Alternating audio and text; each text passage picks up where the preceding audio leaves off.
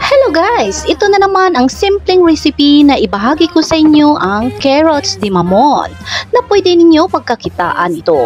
At walang itlog. Hindi na kailangan ang oven dito. Kaya tara na, gagawa tayo. Welcome back to my YouTube channel. Magbalat muna tayo ng isang carrots. Balatan lang at saka i-grate natin ito. Gamit yung grater na pang cheese. Depende sa inyo yung maliit o malaki.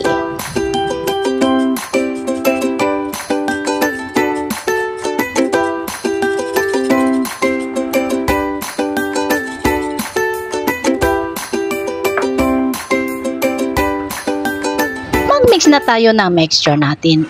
1/2 cup white sugar at 1/2 cup brown sugar. 1/3 cup cooking oil.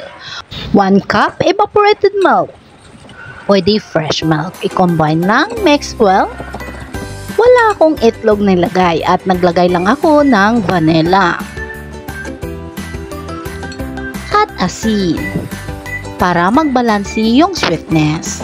I-mix lang siyang mabuti until na maghalo sila lahat. At dito tayo sa dry ingredients. 2 cup all-purpose flour and baking powder. Yan, nasala ko na yan siya, pero kailangan wag ma-overmix. Iwasan talaga yung overmix.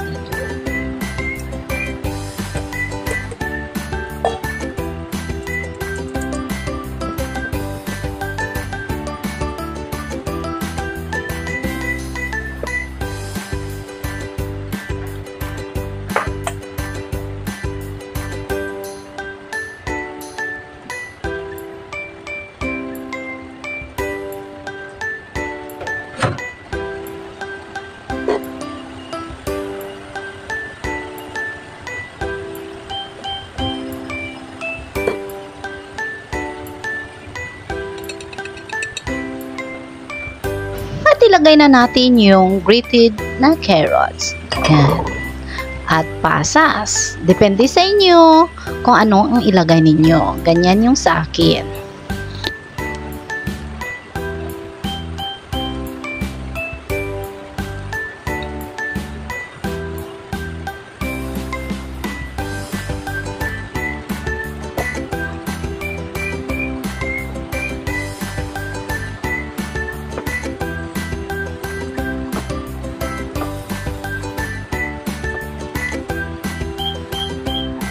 Maglagay na tayo sa molder. Yan ang gamit ko, yung pang-puto. Pero large ang gamit ko. Huwag lang siyang punuin kasi aapaw yan. Aalsa pa yan.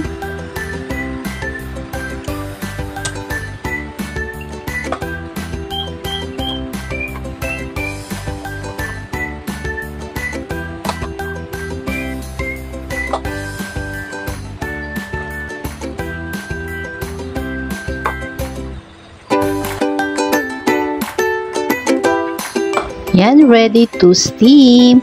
In-steam ko siya sa 25 minutes sa katamtamang apoy. Yan.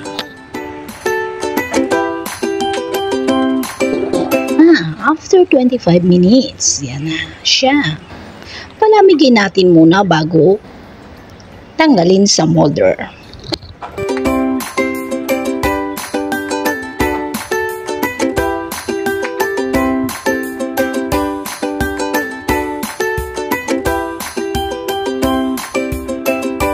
Yan na guys, napakasarap guys. Tingnan ninyo, madali lang gawin.